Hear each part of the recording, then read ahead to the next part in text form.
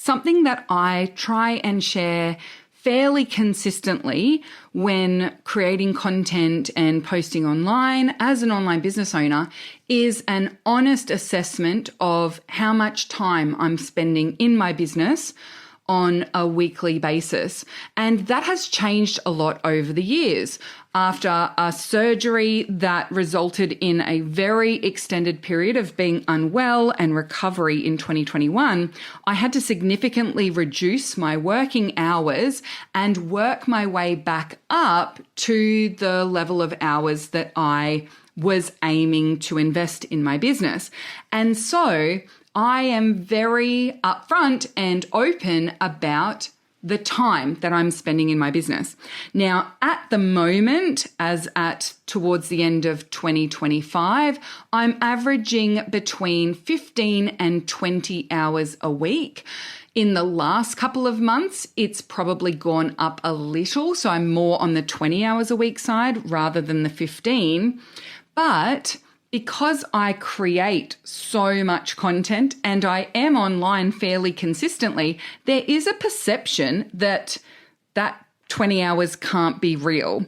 And so I wanted to, in this episode of the Heart Centered Business Podcast, share with you my 3 favorite productivity strategies that I think make it look like I'm very effective and productive and working a lot more than I am, but that help me to maintain and sustain a more compact work week and far more achievable hours of work for me. So this is episode number 485 of the Heart Centered Business Podcast, which means you can find all the relevant links and the show notes of today's episode over at tashcorbin.com/485. And you might want to note that one down because I actually have a really good free resource for you if you want to give your productivity a power up as we step into the next few months in your business. Let's dive in. Hello, I'm Tash Corbin, a business strategist and mentor based on the Sunshine Coast in Australia. The mission of this podcast is to help heart-centered entrepreneurs to make more money and in doing so, change the world for the better. This podcast was recorded on the lands of the Gubbi Gubbi and Jinnaburra people. Always was, always will be Aboriginal land. Before I specifically share and unpack the 3 productivity strategies that I find the most helpful, I do also just quickly want to share a little bit about who I am and my personality type and my brain, because the other thing that I find people don't believe when I say this is that I'm a very disorganized person and I am very scattered. Now, you might not think that hearing me talk or looking at my business from the outside, but that is absolutely my reality inside my brain. But I think part of the reason why I look organized from the outside is because I've created structures and strategies and systems for myself over time that work with my scattered self and work with my wild brain. So I'm not an organized person naturally. I am diagnosed with ADHD. I am very messy as a general rule. I'm currently recording this podcast on the carpet in my craft office. I have a giant low to the ground table. It is covered in craft supplies, half finished projects. I've got a progress art coloring book over on the side there that I need to update my income tracking, and I'm tracking the number of podcasts I'm recording in the month. I have an unopened parcel of crafting and paper goods that I purchased off Facebook Marketplace over 3 weeks ago, and it's just still sitting there unopened because I haven't had a chance to get around to it. So, if you know that about me, I think it also gives really important context to these types of things, because one of the things that I really struggled with, especially in the first couple of years when I was running my business and learning how to grow my business, was this sense that like everyone else just must have been so super organized and just really good at using project management systems and tools and structures. And even now I find I have to be so clear in who I am and what works for me and what doesn't when I'm following people who teach structure and organization systems and processes, because I find that for a lot of those people who specialize in systems, structure, organization, workflows, even people who are business managers or virtual assistants, a lot of them, that's because that is how their brain works. And so they are naturally drawn to a systems way of thinking. They're naturally drawn to using those kinds of tools and processes. That's why it's their zone of genius. That's why it's their business. And so whenever I'm working with someone like that to help me, I need to remind myself that I'm not them and that I'm borrowing their genius for the workflows, particularly around automating, particularly around systemizing things. Like I am tapping into that genius. But if that system or automation requires my ongoing attention and energy, I cannot do it through the lens of trying to convince myself I'll just be more like them in using it. I need to make sure it's actually working for me and with my natural way of being. I'm also an ideator. I'm a creative person. I come up with new ideas all the time. My brain is pretty go, go, go. My body, not so much, but my brain is constantly like on the go and coming up with ideas and solving problems and analyzing problems that are not mine to solve. Plus, I'm a woman, so my hormone cycle is that 28-day to monthly hormone cycle, rather than if I was assigned male at birth, it would be the 24-hour androgen hormone cycle. So I think these are all really important pieces of context for us to take into consideration when we are looking for advice about productivity.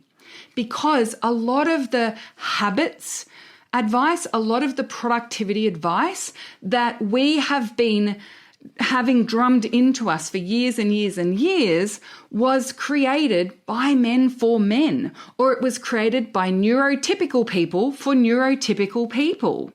And that doesn't work for us. And what ends up happening is we take all of that advice on board. We take all of that evidence that this is the exact right way to do things. And then when it doesn't work for us, we make it mean that there's a problem with ourselves, that something is wrong with us. But in fact, we're just trying to implement strategies that don't necessarily work for us.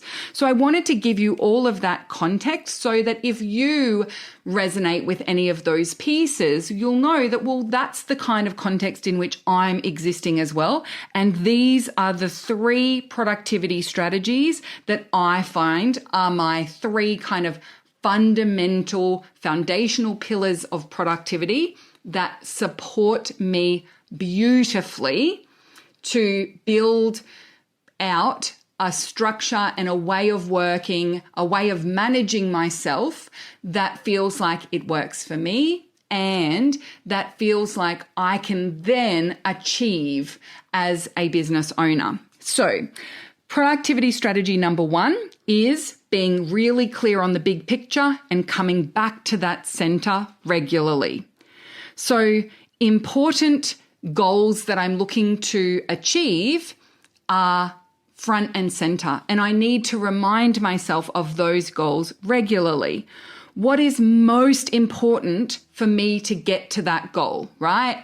If I have an income goal for the quarter, there are 11 billion different ways that I could generate income.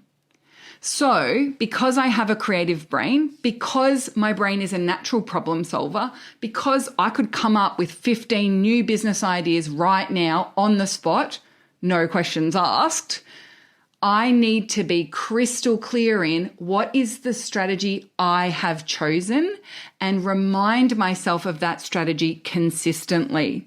So rather than what could I do today that would help me to achieve my income goal, I need to be clear on what is the most important thing for me to do to achieve my income goal. Where is it that I'm doing stuff that isn't really the priority, and why am I focusing on that? What is it that I'm neglecting instead, and why is it that I'm neglecting that?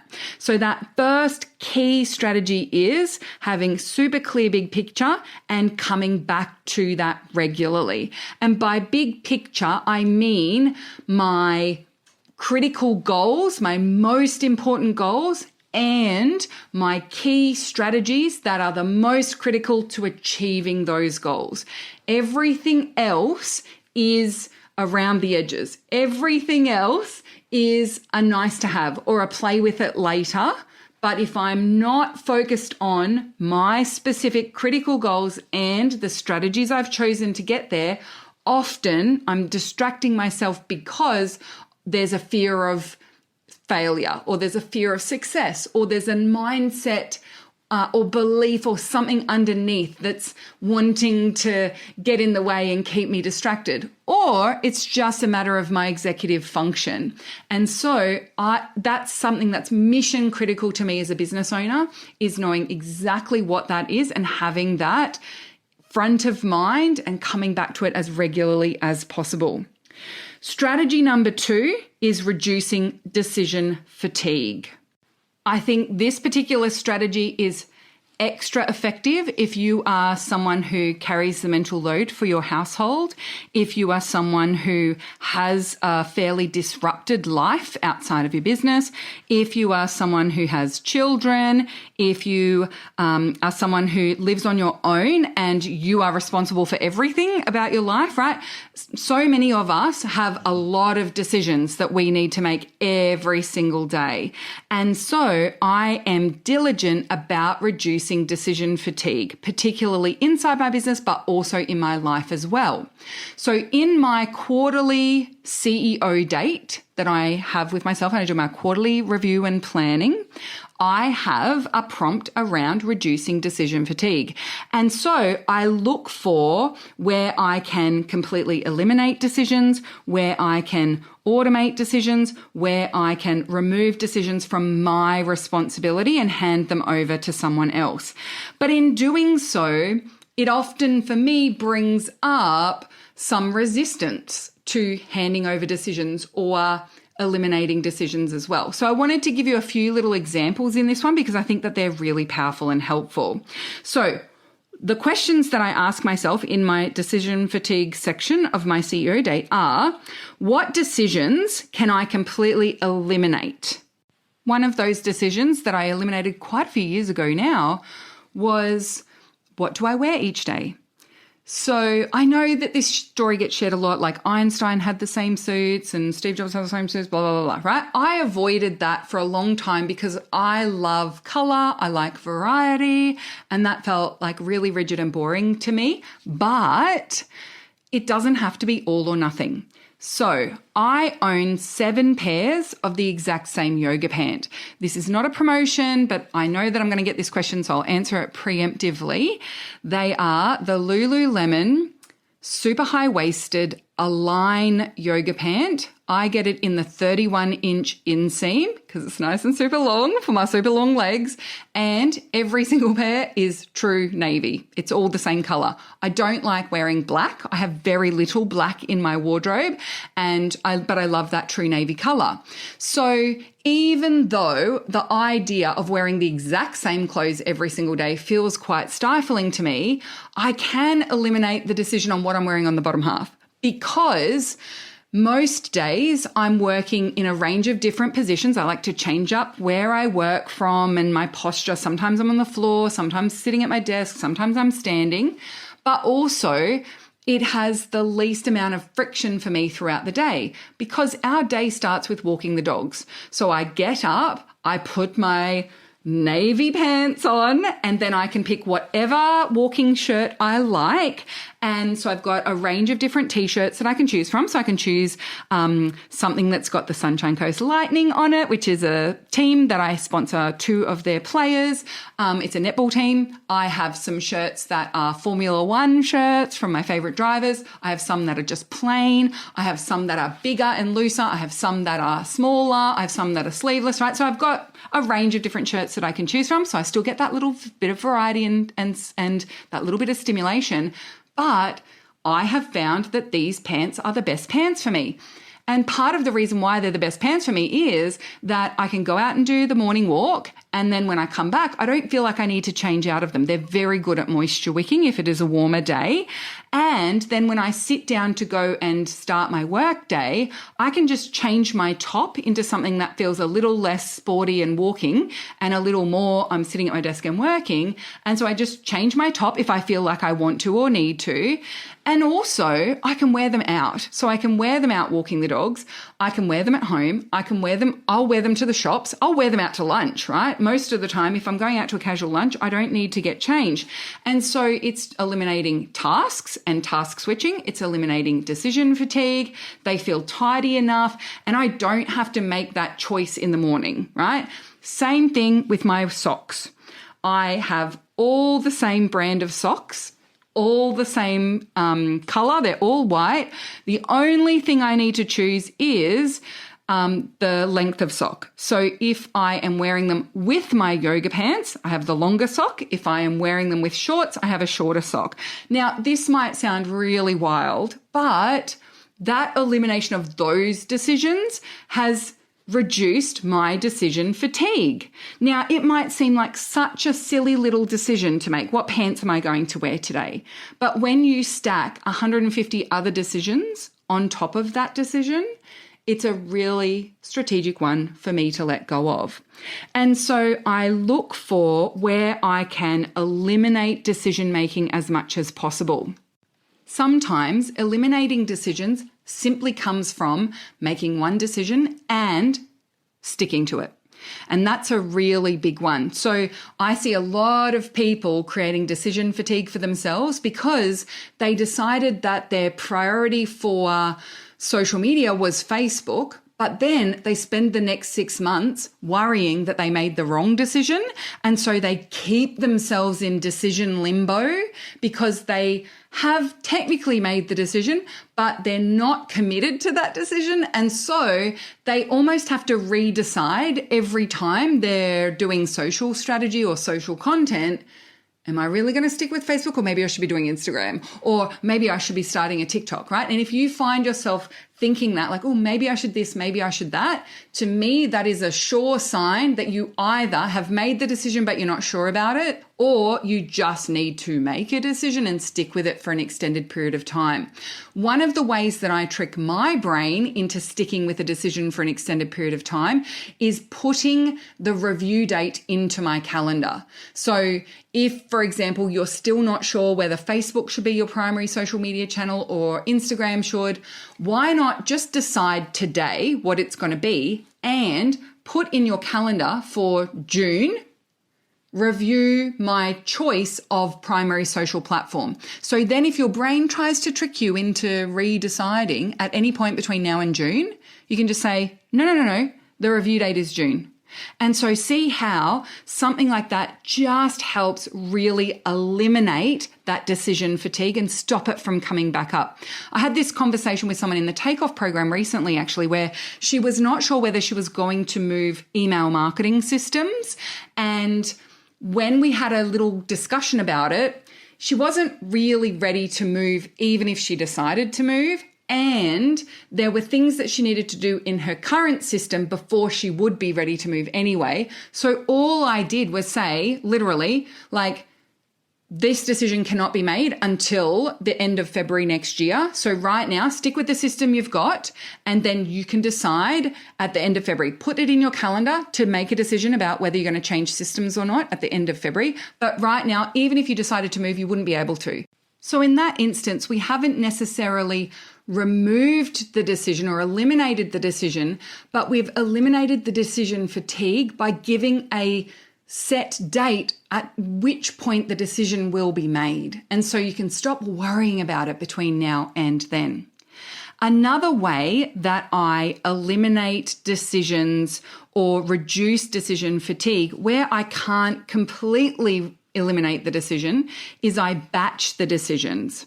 So, for example, I might do all of my meal planning in advance. And that's actually something that we've done in our home as well. So David, my partner, actually does most of our cooking and meal prep and all those sorts of things. But something that was starting to niggle away and frustrate me was he would ask me every day what I wanted to eat.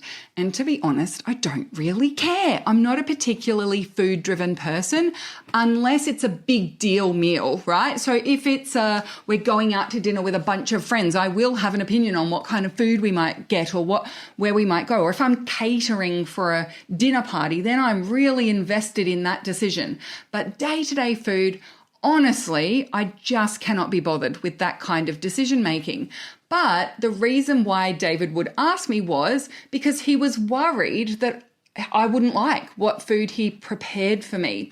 So something that really helped us was getting into those meal box subscription services. And I order the meal box each week. I decide what recipes are in the meal box each week.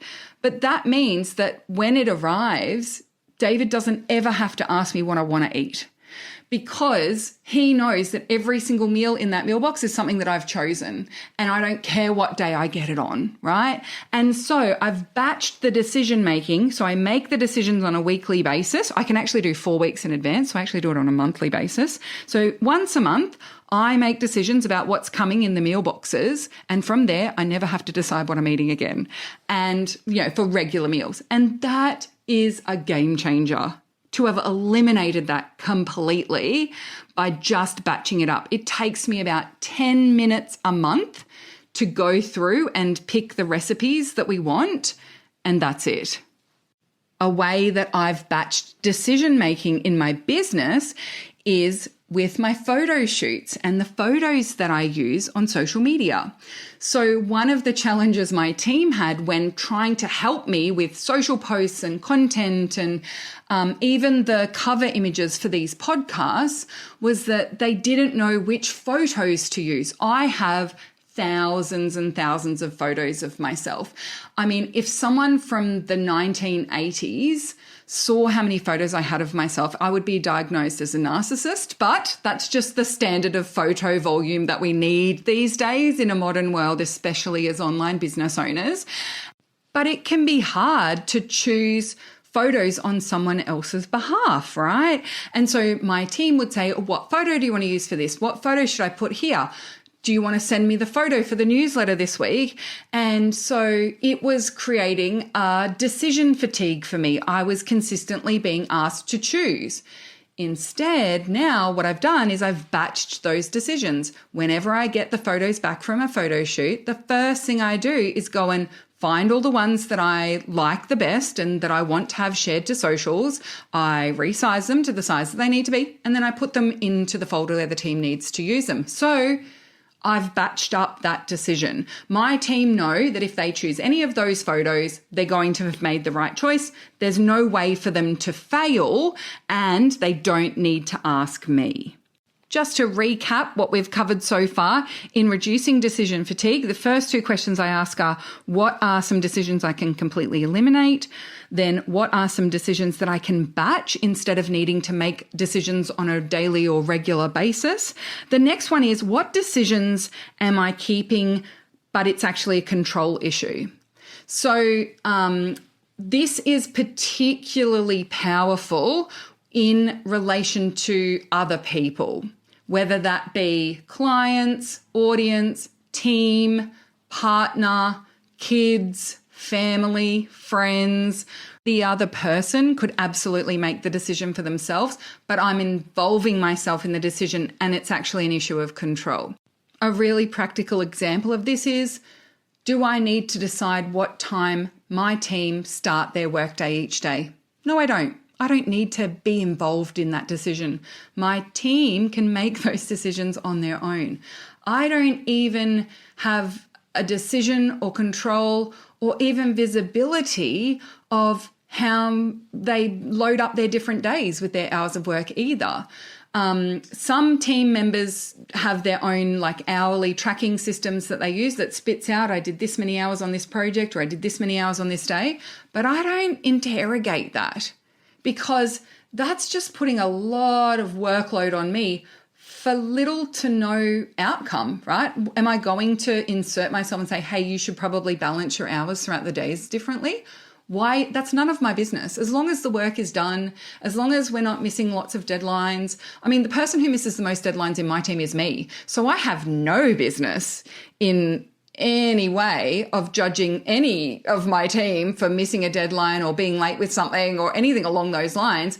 You know, at the end of the day, that often is a reason why people get so fixated on their team not being productive enough or on their team not doing their work on time or whatever it might be, is because it comes from an insecurity about the fact that you're not doing your work on time and that you're not managing yourself effectively enough.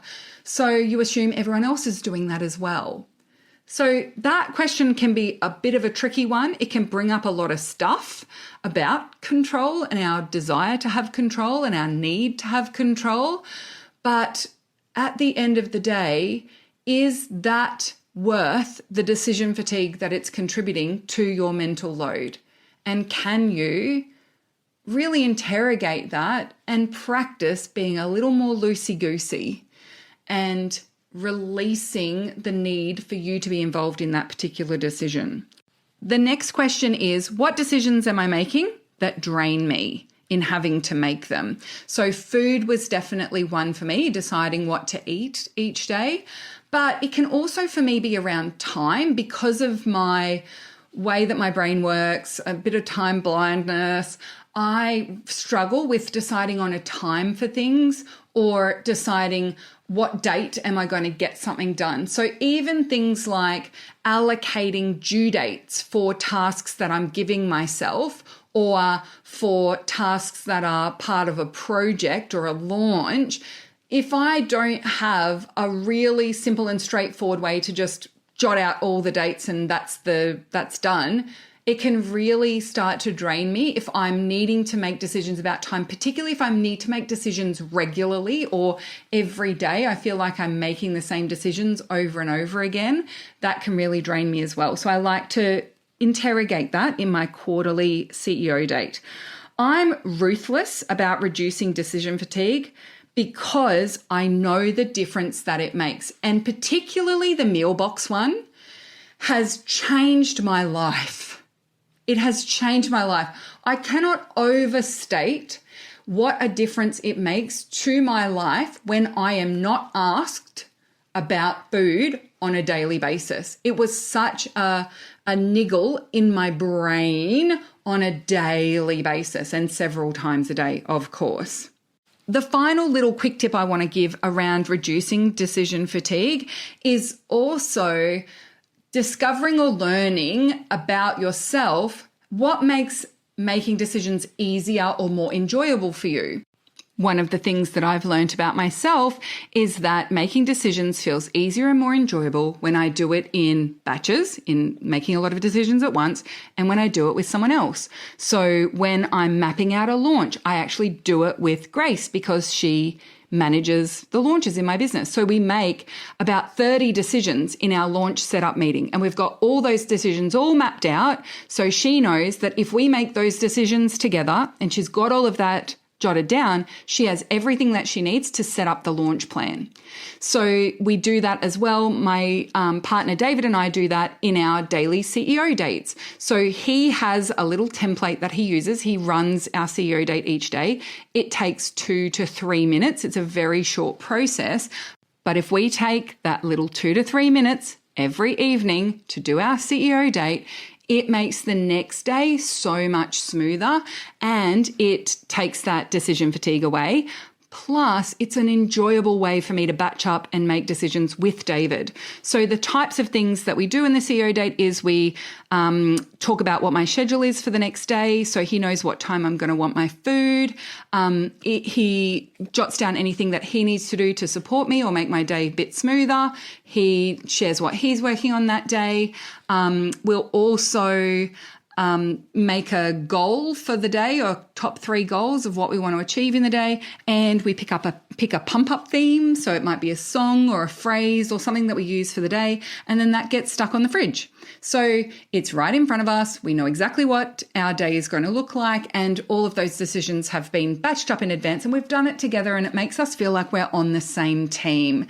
And I think that that's a really critical kind of feeling for me as well. So reducing decision fatigue, hopefully in there might be an idea or two that might be able to help you with reducing that decision fatigue as well. And it really does make me far more productive if I'm eliminating unnecessary decision making and batching up necessary decision making. Then the third productivity strategy that really works for me, and anyone out there who is neurodivergent and experiences object permanence, you'll love this one. It's in my face, so I can't forget it, right? That is my productivity strategy. It's in my face, I can't forget it. So I don't hide my priority tasks or my goals in big giant lists or in project folders or in subfolders or even in project management software and tools. I don't hide my to-do list. I don't hide my priority goals. Instead, I have what is pertinent to me in my face. For my brain, having it behind a screen, in a file, in a folder, in a computer is not in my face enough. So that means I need to have a way to ensure that my priorities are clear and that what is pertinent to me right now is right there in my face. It means that in the way that I use my planning system, I have my top 4 tasks for the day every single day, and those top 4 tasks are decided in advance, that usually the night before. So when I sit down to work in my business, I don't need to open my computer to know what my top 4 tasks are for the day. They are there in my planner in front of me. And it's taken time to practice and refine this to something that works for me, but it absolutely works for me. And I did have a period of time in Q3 of 2025 where I didn't work to my plan. I didn't use my planning system. The core reason it was derailed was that my dog was diagnosed with cancer in the first week of the quarter. And so in the time that I would have been spending, refining and finessing my plan, I was actually at the vet's and we were doing scans and she was getting surgery. And so it meant that for that whole quarter, I was flapping about in the breeze. And yes, I was doing stuff, but at the end of that quarter, when I reflected and looked back, I could see I had not done the things that were a priority. I had not been particularly strategic. I had been busy, but not effective nor productive. And it was because I had stopped using my own system. So back to the system I went and everything got rocking and rolling again. So in a nutshell, the principle is if it's a priority now, it's in my face. If it's for later, it's quick for me to find it, but it's not in my face because it will distract me, which means I need to be quite ruthless and diligent in knowing what is a priority, what needs to be done for the day. So I am deciding in the evenings, what are my top 4 tasks for tomorrow? But I'm not plucking those out of thin air. I'm getting them out of my planner. So I've got that structure that I need to be able to make that decision very quickly and know exactly what I'm working on the next day. And I'm very diligent in using my system most of the time, right? If I get it right 80% of the time, that's 11 billion thousand times better than anything else I could do if I wasn't. So I am not a perfectionist about it, but I do know the more I do it, the more I use it, the easier it is and the more effective it is and the better my results as well. Now, there are times in my business where there's a bit of a surge and I'm not in a space where 4 things in a day is going to be enough. So a great example of that is running the Heart Centre Business Conference. So in the 4 weeks leading up to the Heart Centre Business Conference, if I only did 3 or 4 things a day in the lead up to the conference, there's not enough things I would have done for that conference to come together. There's more things that need to be done. So, especially because I don't work 7 days a week. So what I do instead is I set up a visual task board, literally like in pen and paper on my wall. So I have 3 colourful sheets of paper. One is for tasks that need to be done. One is for what's the priority today, and one is for tasks that have been completed. And so every day I have it on my wall in my office, so it is right in front of my face because conference is the priority. So see how it's applying the strategy. And so then I'm looking at all the tasks on the Post-its and I'm making sure all the ones that need to be done today, I've got those. Yep, they're on the today list. And then my job is to get those done that day. Because it's on my wall, it's in front of me, it's in writing, I stay focused. I am far more likely to get those things done. And it means that I have this real sense of accomplishment at the end of each day. Most days I finish my day feeling like I'm an absolute success and I'm totally rocking it and nailing it. And that is such a beautiful, powerful feeling for me to gift myself. And then it means that the next day I'm excited to work on my business again. I'm excited to do the next ones because I feel like a success on a consistent basis. So if it's a surge of activity that I need to do and it's going to be more than 3 or 4 things for the day, for say a week or 2, I'll then use that Post-its on the wall kind of strategy there. Now, these 3 strategies, as you can see, are a little bit involved, right? So the first one was coming back to that big picture consistently, really clear on my big picture, and I'm coming back to it consistently. Number 2 is reducing decision fatigue. And number 3 is it's in my face, I can't forget, right? So those are my 3 biggies. And if I focus on ensuring that those foundations are in place in whatever self-management, whatever productivity or habits or anything that I'm setting up is, then I am far more likely to be successful in doing it, and I'm far more likely to do it productively. I think a lot of people have a bit of a visceral reaction to the word productivity because our idea of productivity is just jamming as much as possible into our day. But that is not my definition of productivity at all, whatsoever. Productivity to me is knowing exactly what my goals are and getting to those goals as efficiently and effectively as possible. And if I can do it in 2 hours, why would I spend 20 hours doing it? If I could do it with 3 different approaches, why would I try and come up with 15? So for me, doing it productively looks like me having lots and lots of time and space to myself, having spaciousness in my day, giving myself time to think and be smart about how I approach something. That's productivity to me, not jamming more and more and more onto my to-do list and trying to get more things done every day. My to-do list is 4 things. 4 things a day. That is my to-do list.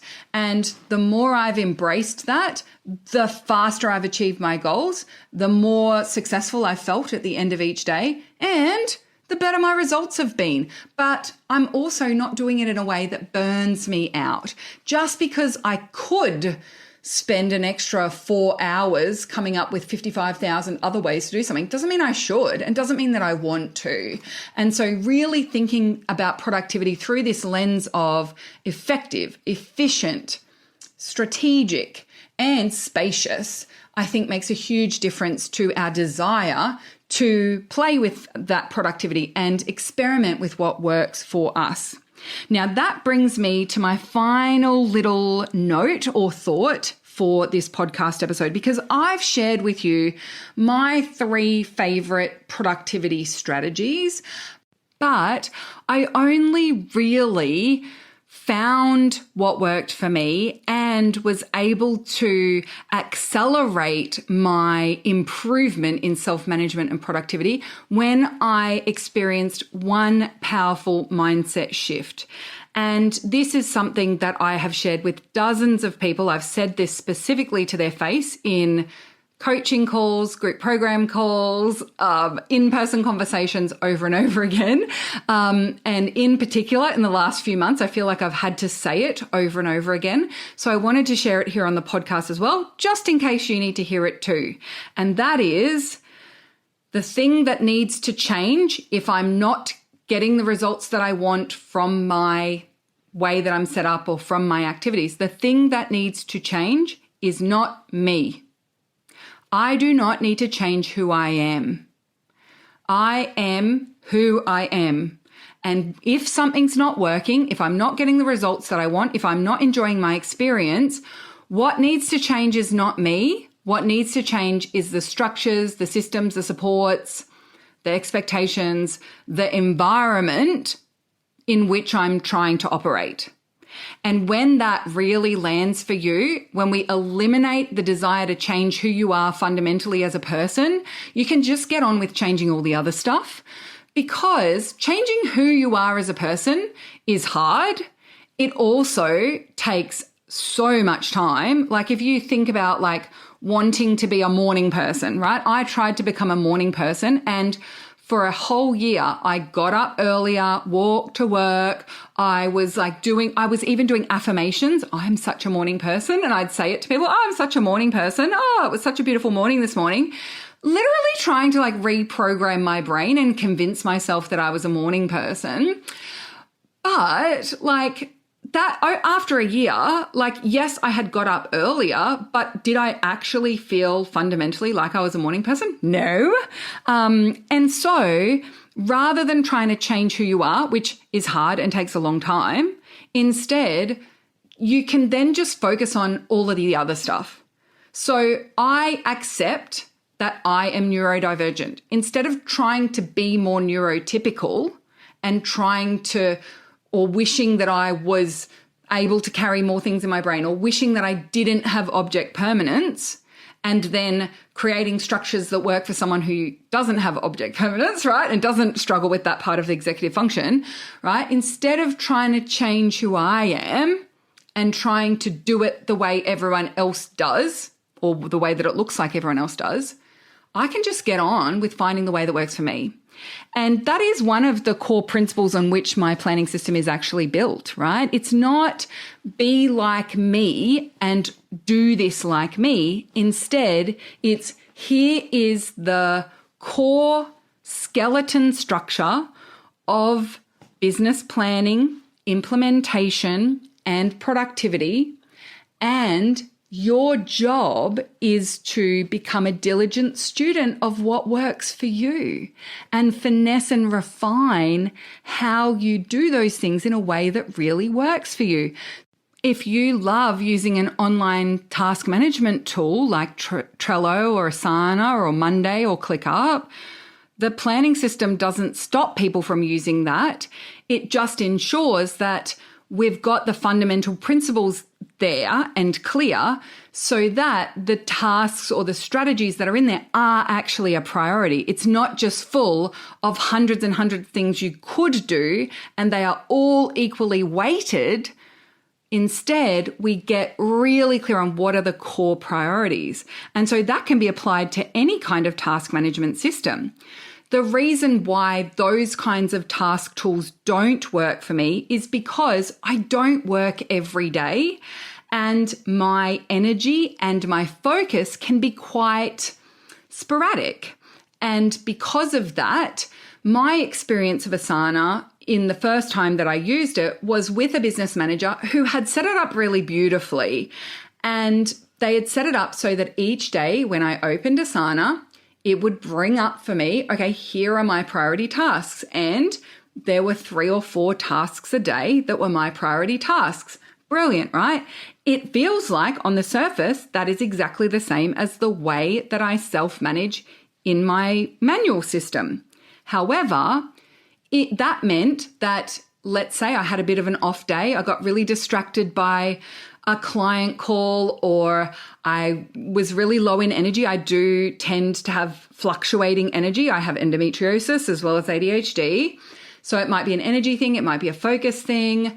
But if I have a day where I'm not as diligent or I don't get stuff done, then when I open Asana tomorrow, it's got 4 tasks for today, but it also has the tasks I didn't do yesterday, and they're in red. And so my brain interprets that as you are behind. And the one thing that my brain absolutely detests is feeling behind. And what does my brain do when I feel like I'm behind? It shuts down. So instead of that feeling of, oh, I'm behind, I need to catch up, being a motivator, which for some people it is, for me, it was a demotivator. And so I start that day feeling demotivated. Now I've got 7 things to choose from. I don't know whether I should do the ones that are overdue first, or should I just do the ones that were due today, so at least then they don't become overdue. And look at the brain space that I'm taking up making decisions. # decision fatigue. And then worse, what if I have 3 or 4 days in a row? And that was my experience of using Asana, was that most of the time I was avoiding opening my Asana, because when I did, I just had a giant list of things, most of them in the color red. And so my demand avoidance was being triggered. My sense of being behind was being triggered. It was creating pressure. Pressure equals overwhelm. It also was creating more and more decision fatigue as days went on. That's not aligned with what my brain needs. So that's why I wanted to share that mindset shift, because I don't want anyone to think that I'm demonizing certain tools or certain platforms or processes or ways that people work. Instead, I wanted to share with you my productivity strategies that I love and some of the very practical ways that I have applied those strategies that work for my brain and that work for me. And I have a fabulous free resource for you that is built on that same principle. It's what the planning system's built on. It's what my mentoring approach is built on. And this free resource is also built on that principle. So if you head to the show notes of today's episode at tashcorbin.com/485, you'll find the link to go and register for my planning and productivity power up. This is a self-study training along with a template that will help you to create a business plan that works for you and power up your productivity as well.